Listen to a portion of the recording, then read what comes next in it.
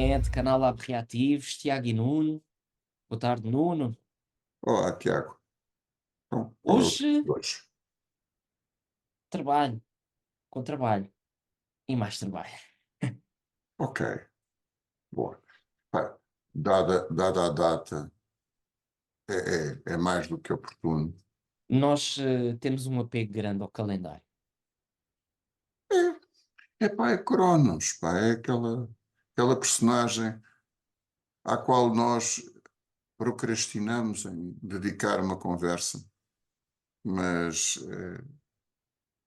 guia-nos a todos, molda-nos a todos, até ao trabalho. Ah, pá, nós não preparamos o texto antes de começarmos aqui a conversar. Eu não fui ver as fórmulas físicas para calcular o trabalho, porque o trabalho na física pode ser medido, mas o Força trabalho que versus vamos falar hoje não é deslocamento. bem esse. Ah, Não é a fórmula? não sei. É o W. W igual a força versus deslocamento. Ok. Força aplicada versus distância percorrida. Essa é uma das fórmulas, mas há mais.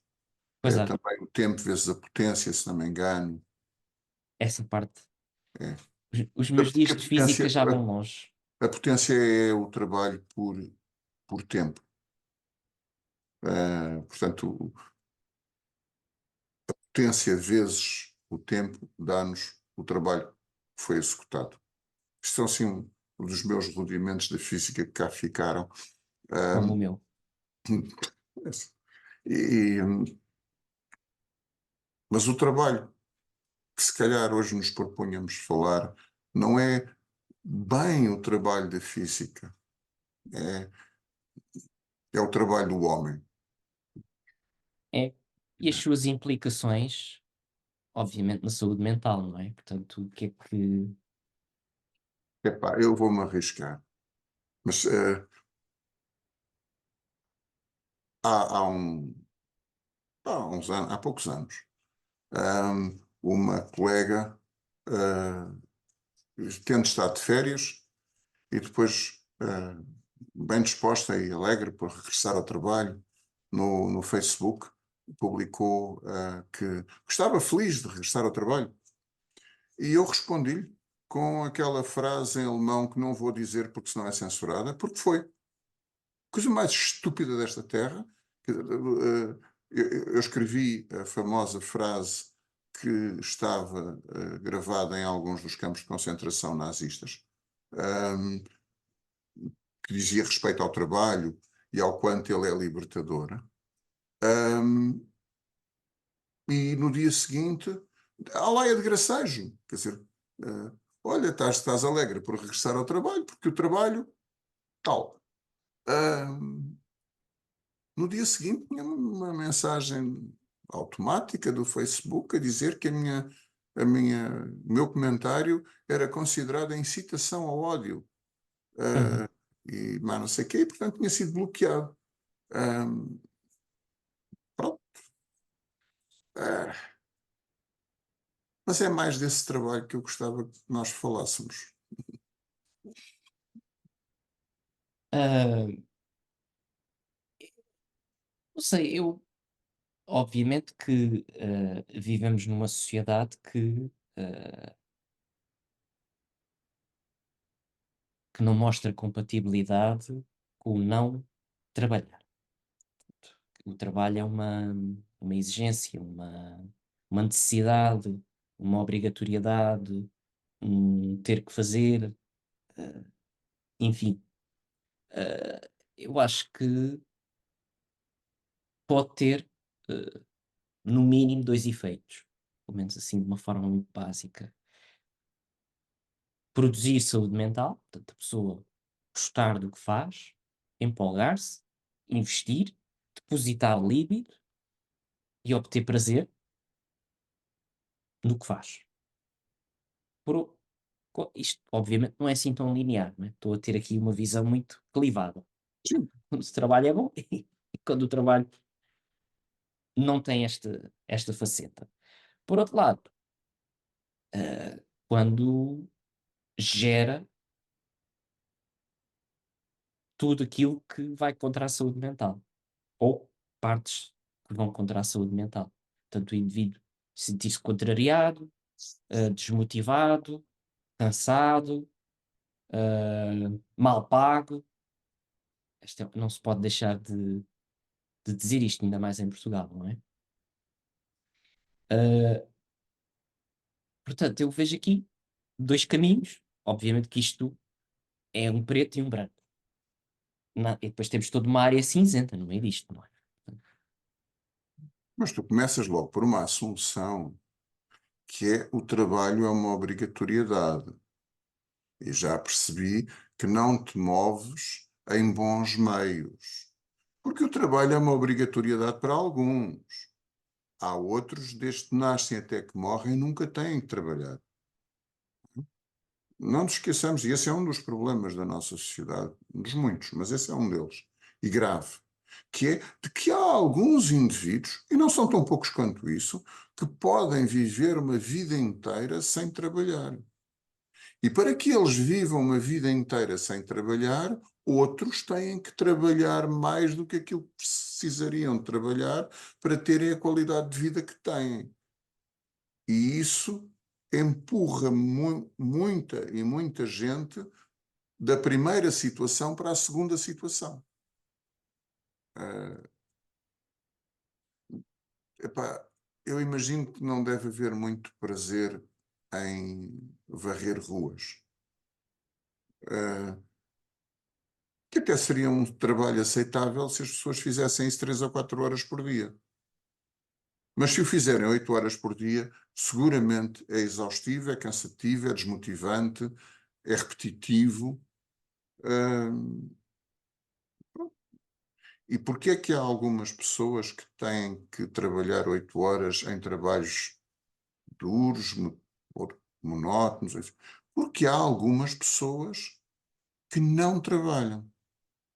E não estou a falar daqueles que agora há um grupo político que diz que as culpas de todos os males são dos estrangeiros. Não, não, não, não. Estou a falar de umas pessoas que, por nascença, por sangue, por berço, não precisam de trabalhar.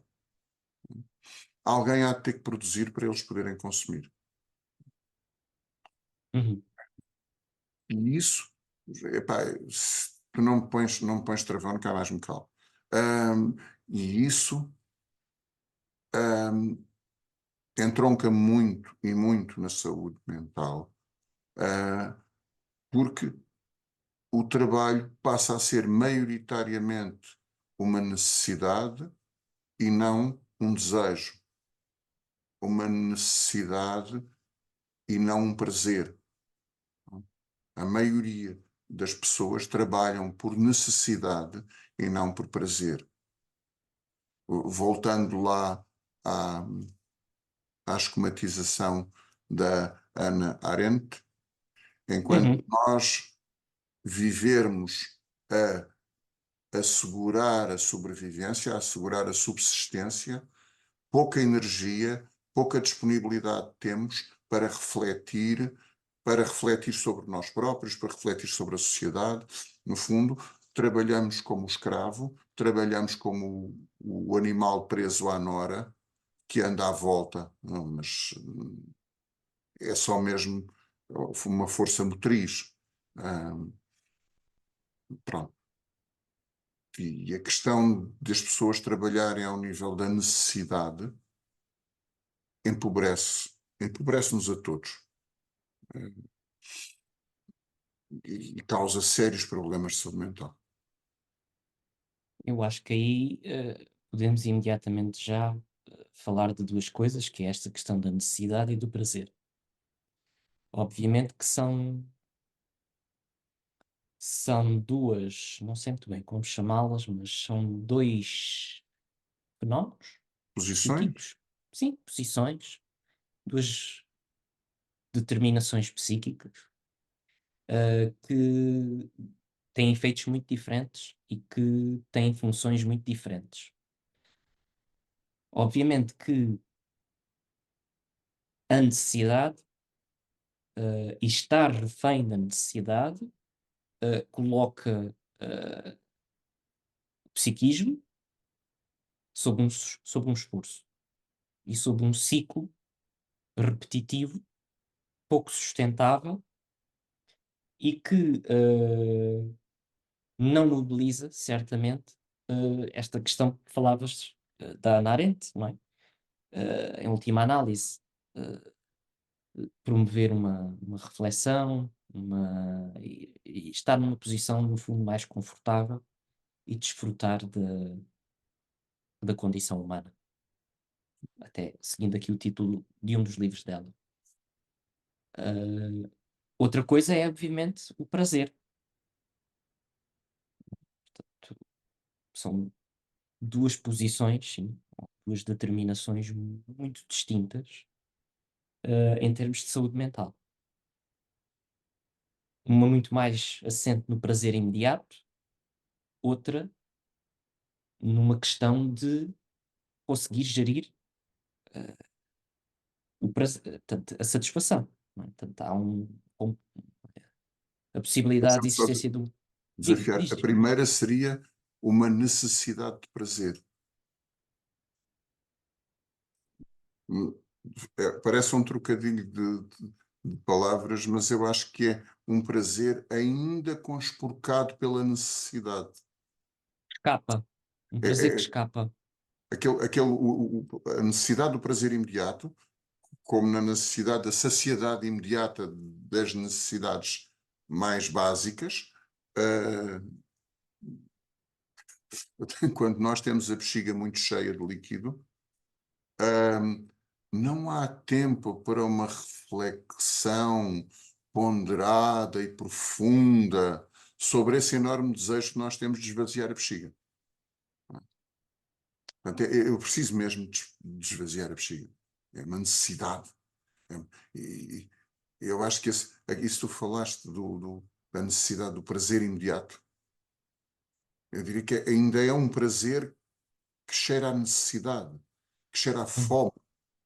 Uh, eu tenho que ter prazer como eu tenho que comer. Aliás, quantas vezes a coisa não está misturada? As pessoas que comem avidamente, sem, e agora, mas o tipo gosta muito de comer. Será que efetivamente gosta? Uhum. Precisa de comer.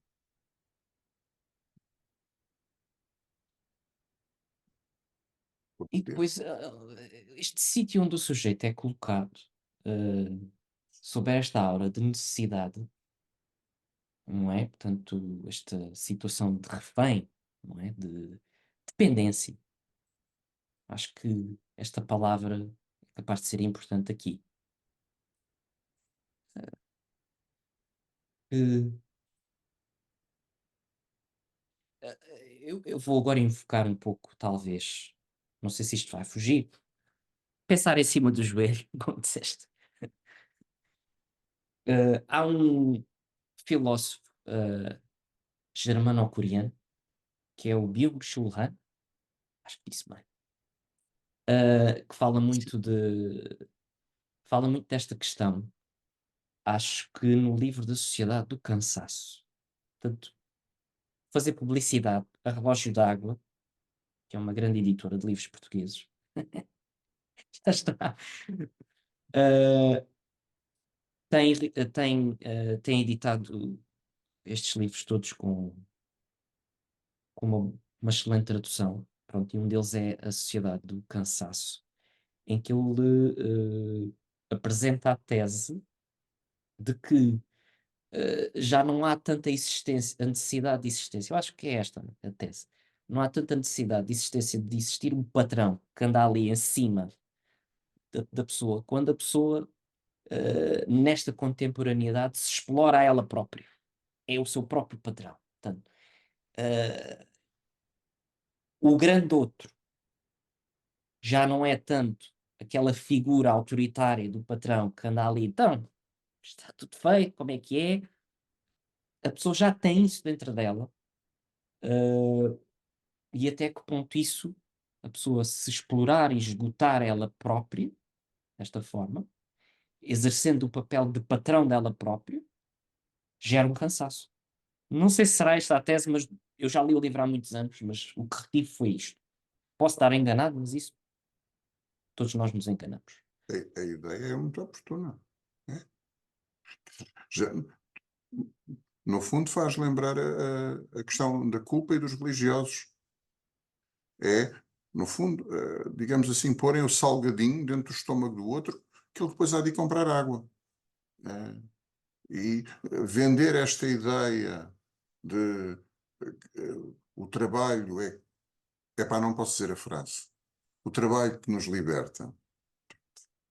Pronto, vamos ter isto bloqueado. É, pode Ah, acontecer. pronto. Mas, Não estranho. ah, hum? Não estranho se isto for censurado. Pois, a censura também é um tema que um dia deste devemos de falar. Sim. Ah, mas esta ideia do trabalho libertador, isso assim, quando vendida, aliás, se calhar como tudo, quando vendida a um excesso, faz com que seja o próprio sujeito a achar que se não trabalhar, e trabalhar é-lhe explicado que é de uma determinada forma. Ah, se calhar um fulano pintar uma tela ou, ou compor uma sinfonia ou cuidar de outra pessoa, isso não é trabalho. Isso não é, quer dizer, é trabalho, mas é menor, é menos importante, não é? O trabalho é o trabalho a sério, aquele que tem horas marcadas, e que tem uma função nobre. Aliás, há trabalhos com uma função nobre e há trabalhos sem função nobre. Isto na linha daquilo que dizias, e se for o próprio sujeito a achar que o seu trabalho é de pouco valor, e os sujeitos na nossa sociedade tendem a achar que o seu trabalho é de pouco valor, então penalizam-se e vivem infelizes porque fazem coisas sem valor, enquanto que há outras pessoas que fazem coisas muito, muito, muito importantes, porque eles próprios não têm grande valor, enquanto que há outras pessoas que têm muito valor. Não é? E isso contribui para um sofrimento social e pessoal de cada um dos indivíduos dessa sociedade, que eu acho que é, como é que eu dizer, é muito e afeta muita gente. Mesmo que fosse um fenómeno em cada indivíduo discreto, afeta tanta gente que seguramente faz estragos na sociedade.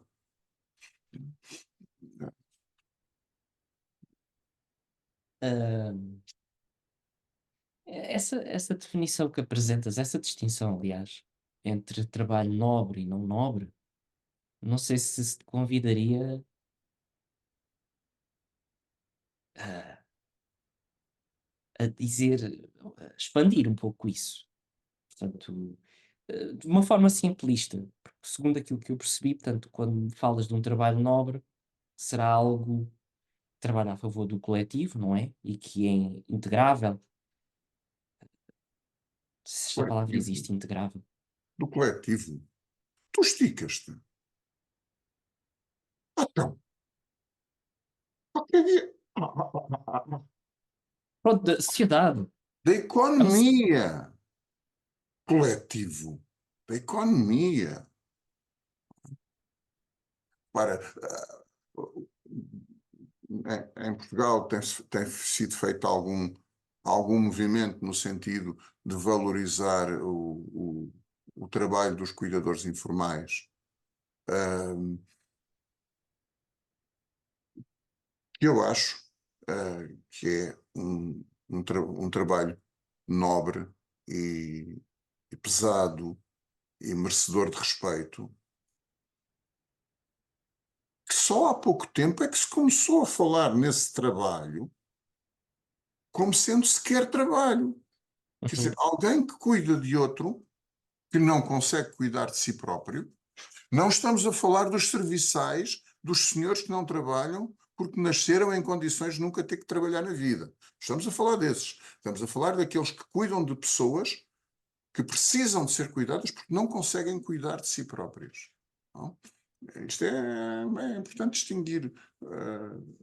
Uma coisa sem desrespeito são os serviçais. Uh, isto é, depois estigma. Que é, uma coisa são os serviçais e a dizer ninguém gosta de ser serviçal. Pensando melhor, não é verdade? Há muita gente que opta pelo estado de serviçal, de dependente, de trabalhar, mas num estado dependente, de ser um menino bem comportado, ou uma menina bem comportada, uh, com todo o caráter infantil e imaturo que daí advém, ou que está associado. Mas ocorreu uma questão dos cuidadores informais e muitas outras formas de trabalho. Uh, o, o, nós temos, por exemplo, temos investigadores, há indivíduos que eu diria com um mérito intelectual raro, que vivem de bolsa de estudo em bolsa de estudo, de bolsa de doutoramento em bolsa de doutoramento, numa instabilidade terrível, como se o trabalho deles não servisse para nada, Uhum. como se fosse uma coisa menor. E volto novamente ao cuidador informal, que é, nós temos o doutorando que, pá, eu gosto mais, pronto, mas há muitas áreas. São aqueles fulanos da genética molecular que conhecem uns genes que 99%, 99,9% dos seres humanos nem sequer conhecem o nome, quanto mais a função. E esses indivíduos, que vivem muitas vezes em situações de precariedade da vida toda, não é? Um, apesar de tudo, uh, têm algum mérito reconhecido, porque lá está 99,9% das pessoas não percebe o que é que eles estão a falar. Mas depois, quando se fala do cuidador informal, que limpa o rabo a alguém que não consegue limpar o rabo, faz o ovinho estrelado, põe aquele, põe o creme na pele que está frágil para que não faça úlceras, e escaras e não seja o fim da vida daquela pessoa e não lhe reduz o sofrimento, só pondo um creminho.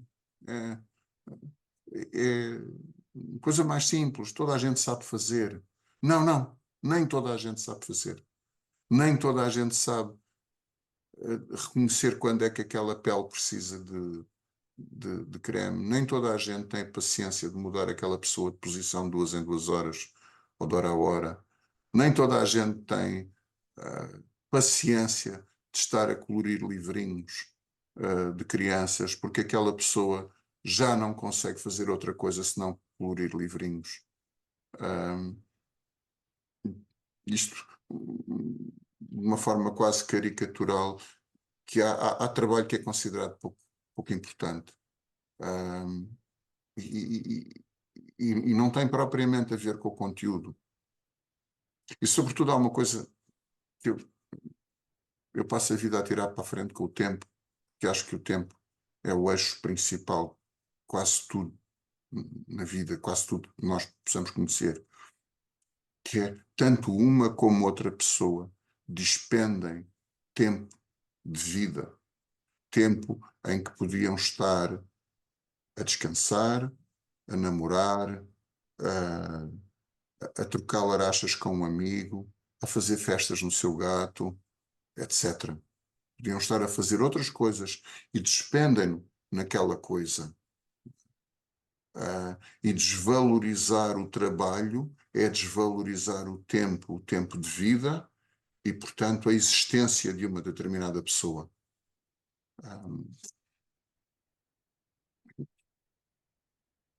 Tenho dito. Bom, isto é um tema que te apaixona. É verdade. É verdade.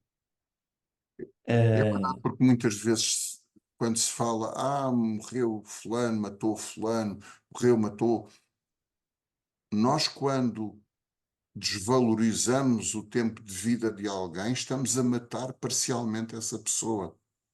Quando uhum, contribuímos por atos ou omissões para que determinadas pessoas possam ter uma vida de escravatura, aqui no nosso subúrbio de Lisboa, temos centenas de milhares de pessoas todos os dias em transportes públicos a dispenderem à volta de 10 horas por semana, na melhor das hipóteses, 10 horas por semana dentro de transportes de gado.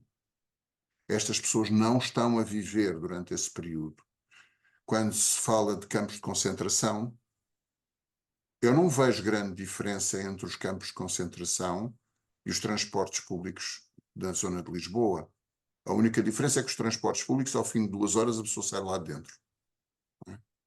E entrou para lá pelo seu pé. Não sei se entrou.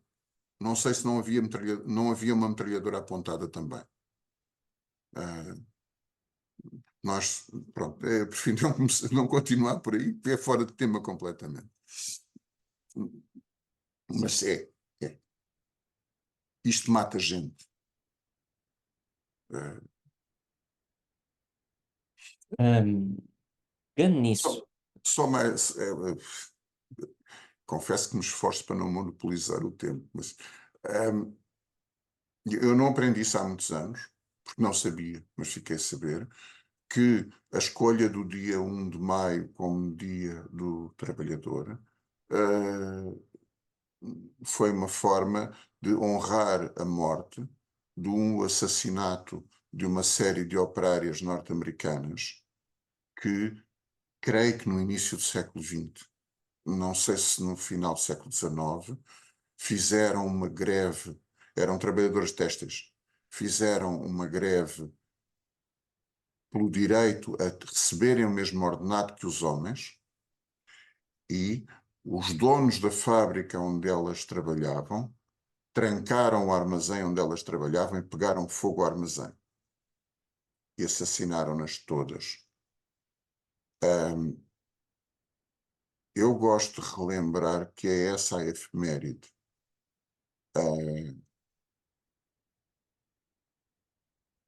Aquelas não perderam só o tempo de vida, perderam-no todo, pronto. uhum. Bem, ah, depois deste sopro de paixão sobre o tema da tua parte, custa-me aqui um pouco ah, reintroduzir aqui coisas que estava a pensar, Hum, mas veio-me aqui à mente uma coisa. Nós no início falávamos muito da necessidade e do desejo, prazer imediato, capacidade de esperar pela satisfação, etc. Hum, e eu gostava de lançar aqui uma pequena ideia para o ar, que é em que medida a economia em si que cresce uh, faz com que a economia psíquica decresça. Ou seja, uh, uma economia psíquica que ela existe, não é? Portanto, um exemplo simples, na depressão temos uma economia depressiva que apresenta déficit, sim, o pá. indivíduo, por exemplo, uma queixa comum é: eu invisto mais do que investem em mim, é um exemplo simples. E eu estava a pensar aqui numa coisa que eu não sei se isto será muito da moda, mas ouve-se falar muito. Eu acho que seria imprescindível, talvez, falar disto, que é o burnout, que parece muito associado ao trabalho. Portanto, há uma coisa que não pode ser falada, o síndrome de exaustão emocional associado a questões laborais. Acho que é essa uma definição simples. Assim, nós, quando dizemos as coisas em americano, elas passam a ser mais sérias, não é? Mas, como tu disseste muito bem, é a economia depressiva, no fundo, é uma síndrome depressiva associada, olha, usando a tua equação, é uma economia depressiva associada a uma economia financeira bem-sucedida, mas que, em razão inversa, reduz, uh, ou melhor, uma é expansiva e está em crescimento, enquanto a outra é depressiva e está a definhar que é do indivíduo que entra em burnout. Chama-se, dito em americano, dá sempre outra seriedade, mas na realidade eu acho que é isso. É um quadro depressivo. Eu não sei até que ponto, mas acho que um dia devemos dedicar uma conversa só mesmo ao burnout profissional. Porque acho que é um tema suficientemente grande e afetando uma quantidade suficientemente grande de pessoas para merecer uma ou mais conversas. Que é até que ponto é que não há uma economia depressiva do indivíduo que o leva a chegar ao extremo no chamado burnout. A história é mais do que comum. Isto não começou há uma semana ou duas. As pessoas já estão assim, muitas vezes há anos, a descer a rampa. Umas vezes com maior declive, outras com menor, mas a descer, sempre a descer. Eu também aproveito aqui para acrescentar uma coisa que tenho a oportunidade de observar muito na minha clínica é uma segregação constante entre trabalho, dever, trabalho, dever, mesma coluna, e prazer, ócio. Há uma segregação muito grande. Uma coisa é trabalho e dever, outra coisa é prazer e o ócio. Portanto, eu acho que isto é fundamental por aqui em cima da mesa e ser discutido. Porque aparece, é uma coisa que eu observo constantemente e a dificuldade que existe de integrar isto em termos psíquicos. Pois é, eu acho que mesmo de uma forma mais inconsciente ou mais consciente, as pessoas esforçam-se para integrar isto. É que eu consigo ter prazer, pronto, fora de horas. Aliás, dentro de horas. Pois fora de horas é muito o tempo para si, o tempo para a família, o tempo para os filhos, o tempo para coisas que não trabalho, para coisas que não dever. É quase como se fossem uma antítese. Trabalho e prazer fossem antítese. Não podem. Só há uns poucos afortunados que têm prazer no trabalho. Na tua equação, há uma coisa que eu gostava de introduzir só como provocação, que é trabalho, poder, prazer, ócio e obra. Onde é que está a obra que nasce desse trabalho? Não há pouca obra. Eu diria que um trabalho sem prazer produz pouca obra e obra de má qualidade ou de escassa qualidade. Ah, na nossa cultura sadomasoquista, judaico-cristã, há muito a ideia de que a chicote, só percebem bem é a chicote. Os outros, eu não. E esta ideia de que as pessoas possam ter gosto no que estão a fazer, possam ter brio, possam ter orgulho naquilo que fazem, é muito arredia da nossa realidade. Então, trabalho e prazer dificilmente podem estar, como é que eu ia dizer, sintonizados, e eu acho que por causa disso a obra é escassa e repara, os nossos entendidos em economia passam a vida a queixar-se que a nossa população é pouco produtiva. Mas a realidade é que as pessoas se matam a trabalhar, literalmente. Matam-se a trabalhar e afinal produzem tão pouco. Também não é bem assim, mas pronto. Ah, eu ouvi, eu estava a ver, não lembro que programa, ou podcast que estava a ouvir, acho que era O Eixo do Mal, se não estou enganado, em que se pôs uma coisa simples em cima da mesa que é, esta geração mais nova, atual, está mais virada para a qualidade de vida do que propriamente trabalhar. Enquanto que, não sei se era a anterior ou a mais antiga, estava muito mais virada para o trabalhar e para a menor qualidade de vida. Eh, concordas com essa ideia? Não. Só que me ocorre. Óbvio que esta geração mais nova, que ainda é infantil, que ainda vive na dependência da geração mais velha, das gerações mais velhas, se pode focar um pouco mais na qualidade de vida e no ócio. Mas espera até os velhos desaparecerem. E aquilo que foi a pancada que a geração dos meus pais, a geração dos meus pais enfrentou isto nos anos 50. Levou nas trombas com o facto, não trabalhas, não comes e morres. A nossa geração, a minha geração e a tua, já foram um bocado mais poupadas a isto. Mas isto só vai acontecer um pouquinho mais tarde.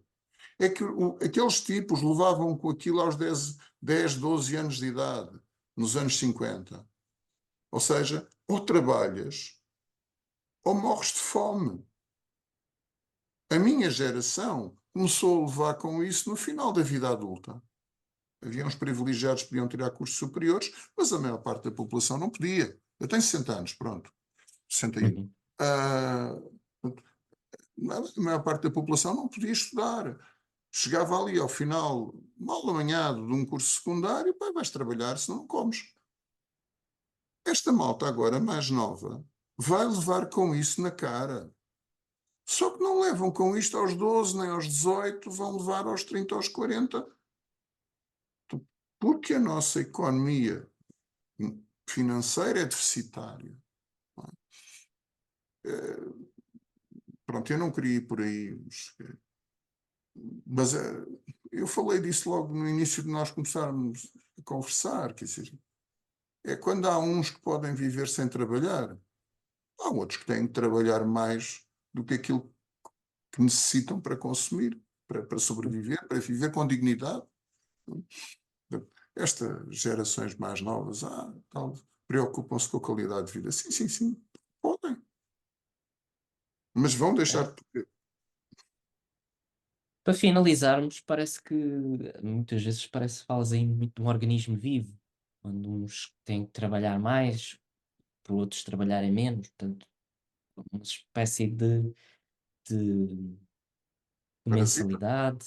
Sim, Não, simbiose. comensal é outra coisa. Isto é parasitismo mesmo. Eu estou a falar mesmo de uma relação parasitária, em que há um que providencia e há outro que vive daquilo que o outro providencia.